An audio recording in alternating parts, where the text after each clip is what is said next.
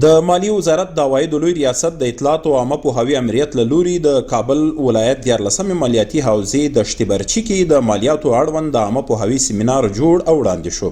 عواید کتابی مالی است، کدام نوع عواید است، سر از ما بحث میکنیم. عوایدی که از مالیه معاف هستند، ما اون را باید بفهمیم که کدام عواید هستند که در افغانستان از مالیه معاف هستند. انواع مالیات در افغانستان و در جهان ما سرش بحث میکنیم. نمیل تمام دنیا به کدام اساس به کدام نور پیش میره، کدام نوع مالیات جمهوری میکنه.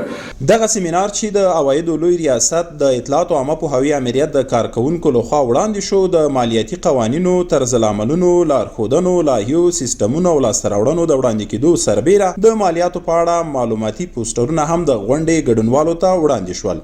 د یادونې وړ ده چې د سیمینار په وروستۍ برخه کې د اصنافو استازیو خبرې وکړې او خپلې پوښتنې او نظریات یې شریک کړل.